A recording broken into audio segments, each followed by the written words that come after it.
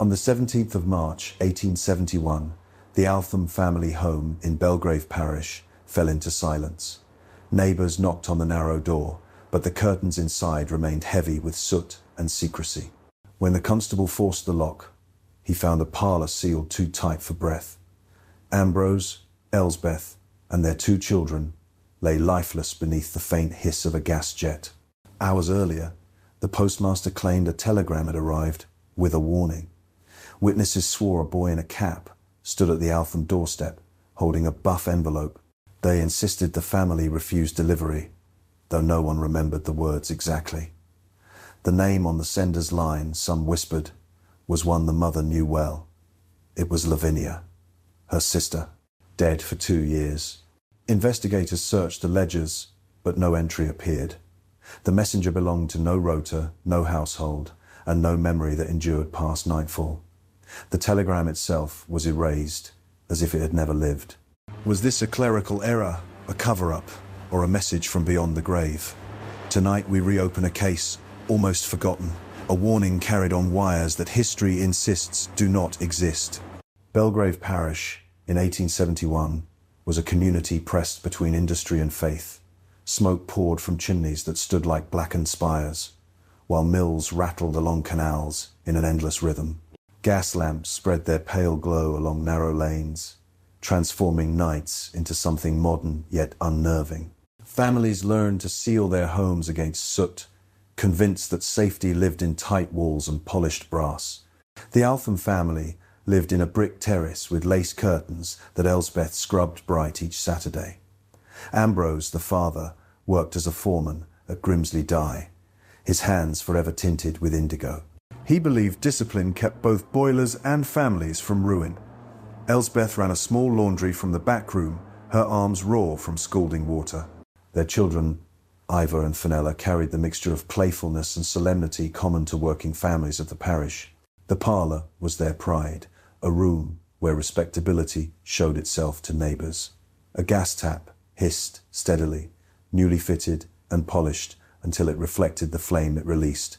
Ambrose admired its efficiency, insisting gas was progress made visible. He hated drafts both at work and at home, rolling cloth beneath doors to guard the family's warmth. To him, sealing the house was an act of love disguised as vigilance.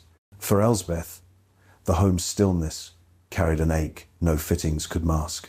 2 years earlier, her sister, Lavinia, died of fever in the spring of 1869. Lavinia had been a singer at chapel, her voice cutting through gloom with sudden light. Her death left Elsbeth with a wound she nursed quietly, in routine. She kept Lavinia's hymnal on the mantel, a penciled note tucked into its final pages. It read, "We are not as far apart as we think." That small line became Elsbeth's talisman. She touched the page during restless nights, believing the words carried a truth beyond handwriting. She told Fenella stories about her aunt, weaving hymns into lullabies, as if memory could substitute for presence. Ivor once asked why the hymnal never left the mantel. Elsbeth answered softly, because sometimes voices remain where pages end. The Telegraph was the other voice pressing into Belgrave lives. Only a year earlier, the post office absorbed private companies, bringing wires under government control. Now messages leapt across counties in minutes, carrying births, deaths, or disasters before neighbours could knock. People marvelled at its speed, but also feared its bluntness. A telegram never explained it, only delivered, leaving interpretation to the stunned household that received it. Ambrose respected the wire as he respected gas. Efficient, precise, but unyielding. He told Ivor that wires made distance obey and that progress demanded obedience in return. Elsbeth felt differently. She imagined wires humming with secrets, carrying words not meant for human speed. She admitted once to Morwenna Wexley, her closest friend, that telegrams frightened her more than soot. Letters breathe slowly, she said, but telegrams breathe like fire. March 17 began without warning. Ambrose returned home earlier than expected, unsettled by drafts at the mill's boiler shed. He spoke of how flames waver when wind sneaks through seams, how carelessness invites disaster. Elsbeth rinsed linens in steaming water, humming one of Lavinia's hymns to steady her rhythm. Fenella joined her mother, carrying the melody in a thin, bright voice. Ivor sat at the table, studying a wrench Ambrose had placed in his hands. By mid-afternoon, neighbours swore a boy in a cap appeared on the Altham step. He carried a buff envelope, the mark of a telegram. Some insisted Elsbeth open the door, soap still on her arms. Others claimed Ambrose refused the message, muttering about work. No one agreed on the details, but all agreed the boy stood there briefly, then left. His face was indistinct, his voice vague, his presence evaporating by evening. By supper, the Althams settled into their parlour, curtains drawn, tap lit, and door sealed. Ambrose arranged tools on cloth with his son, lecturing gently on order. Elsbeth folded the last shirt with quiet satisfaction, the fabric warm from pressing. Fenella leaned against the mantel, listening to the house's low hum as though waiting for it to speak. The parish moved along its ordinary rhythms, carts rattling, grocers shouting, mills exhaling smoke. Yet something unsettled remained near the Altham home. A rumour had already begun to stir. A fragile thread spun between witnesses. A telegram refused. A warning erased. A name unspoken but already heavy on tongues. By nightfall, that rumour would weigh more than the coroner's verdict, more than any scar left on a ledger. The constable stepped into the Altham parlour with caution, his boots dragging against silence. The room smelled of spent gas and human stillness, heavy enough to weigh on every breath. He saw Ambrose lying by the hearth, an arm curved toward his children. Elsbeth leaned against the wall, her face tilted upward, as though still listening. Ivor and Fenella rested together, their bodies curled in poses that mocked sleep. The parish physician followed and pronounced asphyxia, naming it with a cool certainty. He pointed at the shut windows, the rolled cloth beneath the door, and the half-turned tap. He explained that carbon monoxide carries no scent, no sound, only a slow persuasion of the blood. The family, he said, had surrendered breath without realizing it was gone. The official note spoke only of accident, of misadventure, of a tragedy lacking any malice. But outside the house, stories multiplied before the coffins left the room. A grocer swore he saw a boy in a cap with a buff envelope. He claimed the lad knocked firmly and waited, glancing up and down the lane. A seamstress argued the boy had pale eyes and a voice too hollow for his age.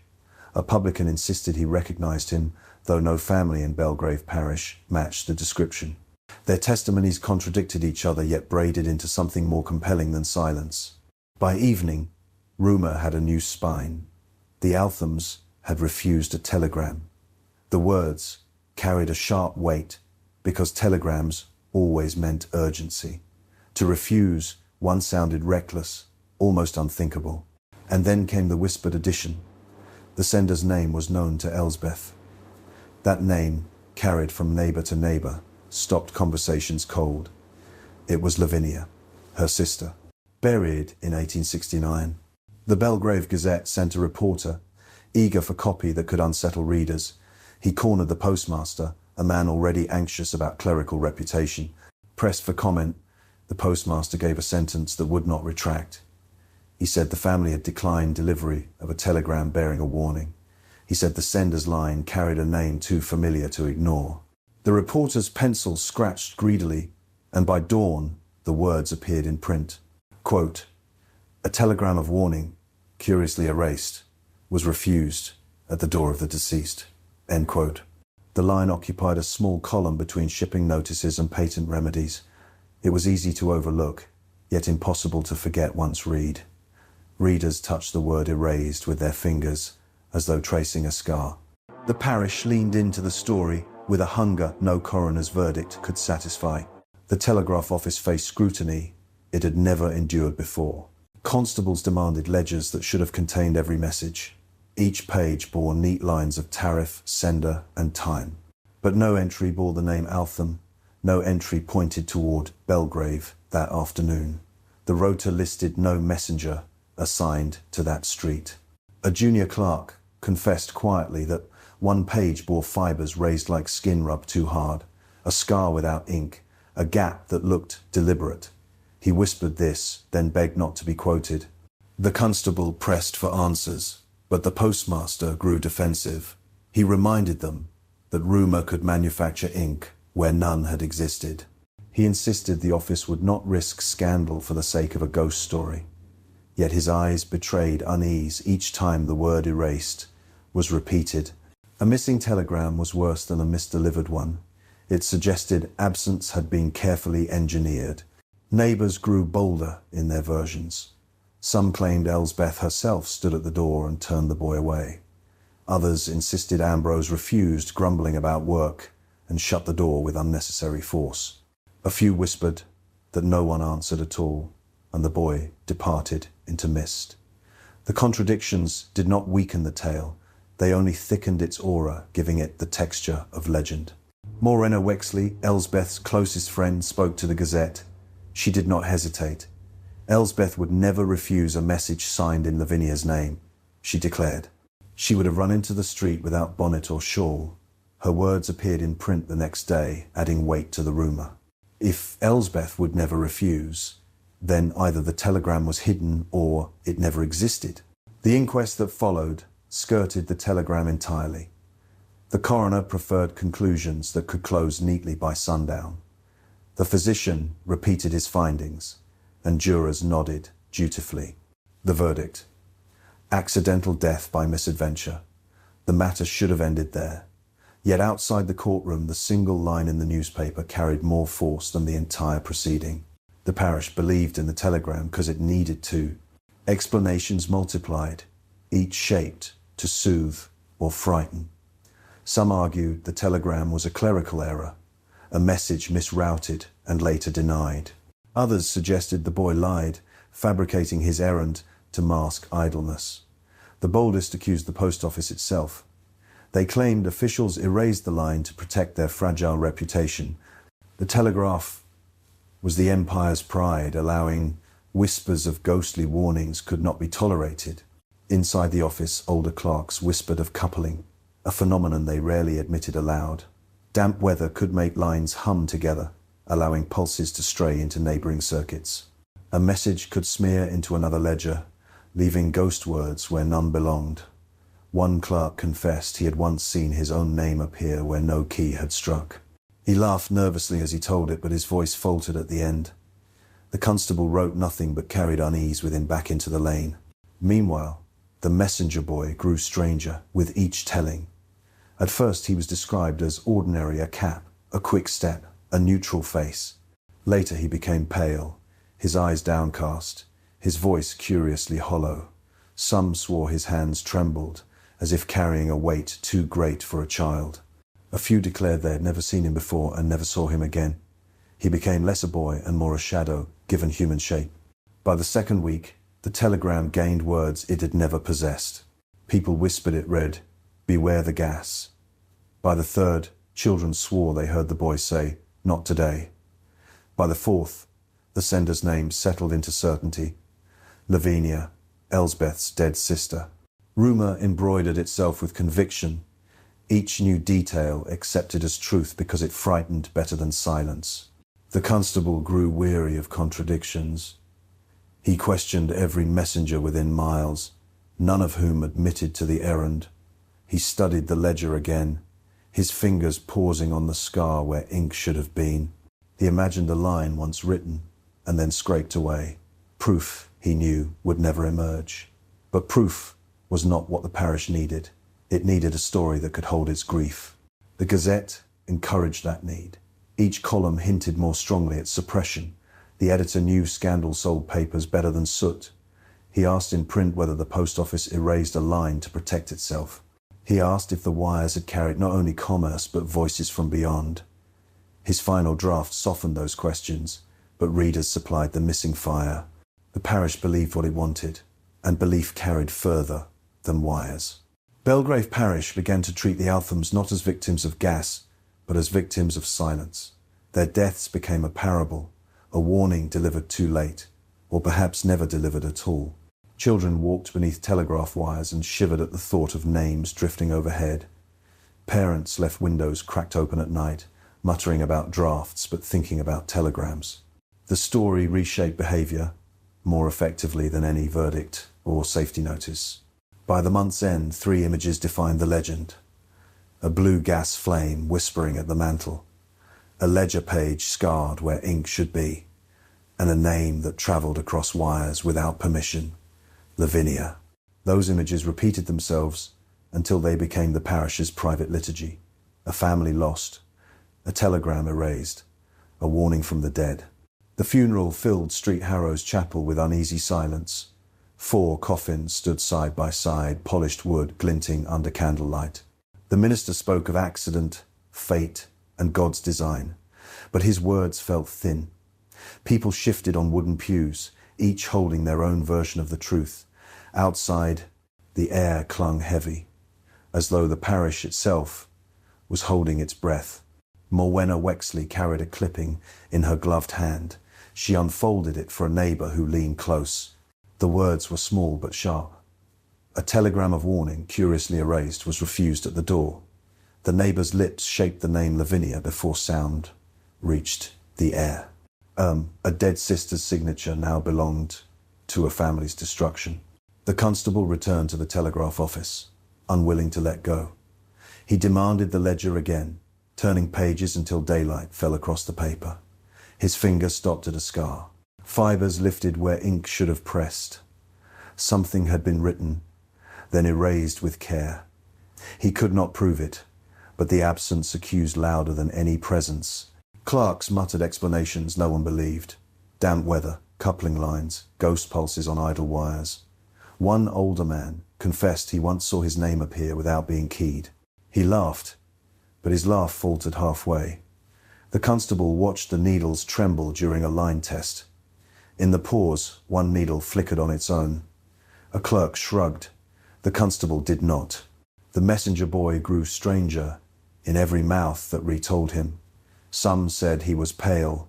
Others swore his eyes glowed faintly. A child insisted. His voice echoed like wood struck hollow. No rota recorded him. No family claimed him. He existed only in whispers, half believed and half feared. The parish had invented him, or the dead had borrowed his form. Morwenna opened Elsbeth's hymnal in her kitchen. The penciled line remained, "We are not as far apart as we think." She traced it with trembling fingers. She imagined Lavinia's hand reaching across distance, shaping letters on a wire. She wondered if grief itself had become a signal. She closed the hymnal quickly, as if silence could protect her from what silence created. The constable stood again in the Altham parlour. The hearth was cold, the brass tap still polished. He pictured Elsbeth hearing a knock, imagined her hand hesitating on the latch. He saw a boy's shadow, an envelope, a refusal spoken or unspoken. He felt the room tighten around him, as though the walls remembered better than people did. He left quickly, but unease followed him into the lane. The Gazette printed sharper words with each passing week. Editors hinted at suppression, suggesting the post office erased lines to avoid scandal. Readers needed no encouragement. They supplied conviction where evidence failed. The dead sister warned them. People said, "The office erased it. The boy never lived." These refrains became ritual, repeated in taverns, whispered after chapel, passed to children with bedtime warnings. Belgrave Parish transformed rumour into creed. The gas flame became a murderer disguised as progress. The ledger scar became proof of guilt that ink had once confessed. Lavinia's name became the hinge between life and death. Carried across wires meant only for business. Fear hardened into belief, and belief became something stronger than fact. The climax was not revelation, but refusal. Refusal to accept accident as enough. Refusal to let silence stay sealed. Refusal to let the dead remain where graves demanded. The parish preferred its darker version. A message erased, a sister returned, a warning ignored. Every repetition gave the story sharper teeth. Children refused to sleep in sealed rooms. Men swore never to ignore a knock at the door. Women whispered that the dead had rights in the living. The Altham's tragedy became less a family's misfortune and more a haunting carried by wire. The constable submitted his final report. It spoke of accident, of gas, of misadventure, but his handwriting trembled slightly on the last page. He wrote nothing of the ledger scar, nothing of the trembling needle, nothing of the boy in the cap. He wrote what could survive official paper. What he carried, instead, was belief, parish belief, his own belief, that something had tried to warn the Althams before their last breath. The climax lived not in records but in memory, and memory sharpened by grief can be harder than proof. The official verdict was written without hesitation: accidental death by misadventure, gas poisoning in a sealed parlour. The coroner's words were neat, sufficient, and entirely unsatisfying. They closed the case for the record, but not for the parish. For Belgrave, the tragedy had already stepped into legend. The post office replied to questions with practiced courtesy. Their clerks denied tampering, denied erasures, denied ghosts. The ledgers remained in order, except for a scar that resisted explanation. Supervisors called it abrasion, nothing more. But the parish remembered differently. They remembered the boy no rota claimed. They remembered the name no living hand should have written. They remembered a warning that refused to exist anywhere but in memory. The Gazette continued to publish small columns, careful not to overstep. Yet each paragraph dripped suggestion: a suppressed telegram, an erased entry, a message from the dead. Readers supplied the rest, filling gaps with conviction. For every absence in the record, the parish inserted belief. The missing telegram became more powerful than any real one could have been. Its absence demanded faith more than its presence ever could. Neighbours carried the story forward in fragments. Some swore they left windows cracked at night muttering about drafts. Others confessed they watched wires sway in the wind as if listening for names. Children dared one another to stand beneath the telegraph lines after dusk. The dare was simple: speak the name Lavinia, then wait for a reply. The silence that followed felt heavier than any sound. Historians would later approach the case with caution. Some argued it was simply a domestic accident, one of many caused by coal gas. They counted other families who perished quietly in rooms sealed against soot. They framed the Althams as victims of modernity, casualties of progress that valued convenience above caution. Others saw the event as a study in bureaucracy. Records, they reminded us, are not neutral. They are curated, adjusted, and sometimes erased. The scar on the ledger became an example of how institutions protect themselves. A few scholars allowed themselves a different speculation. They suggested grief itself can shape the world, bending memory until it feels like fact. They argued that when loss collides with technology, strange stories take root. Perhaps Elsbeth longed so deeply for her sister's voice that the parish carried it for her. Perhaps the message never existed, except as a shared dream, born of mourning. If so, the telegram was real enough, because belief gave it weight. For Morwenna Wexley, doubt never entered. She told the story until her final years, always with the same conviction. The boy had come. The message had been refused. The name was Lavinia. She passed the hymnal to her niece, the penciled line still faint but unyielding. We are not as far apart as we think. It became both a comfort and a warning. The Altham house eventually vanished, replaced by newer terraces and brighter lamps. Yet the memory lingered. The parish carried 3 images: the blue flame at the mantle, the scarred ledger page, and the sister's name. These became its liturgy, repeated when fear needed words. They explain not only a tragedy, but the unease of living in an age where progress could betray. Perhaps the most unsettling truth is that no version can be proven. If a telegram was erased, it was buried by bureaucracy. If a message came from the dead, it was carried only in memory. If nothing at all happened, then grief invented it wholesale, and that invention proved stronger than silence. The absence itself became the story, and absence is harder to erase than ink. The lesson remains unsettled. Trust in technology may comfort, but comfort can kill. Trust in institutions may reassure, but reassurance can conceal. And trust in memory may preserve, but preservation can also transform. Between these tensions lies the story of the Althams. Between these tensions lies the reason we still whisper about a telegram that history swears never existed. Stand beneath wires in the wind and you may understand. Their hum resembles voices, their sway suggests whispers. You might imagine a name traveling where it should not. You might wonder how many messages never reached their doors because records refuse to keep them.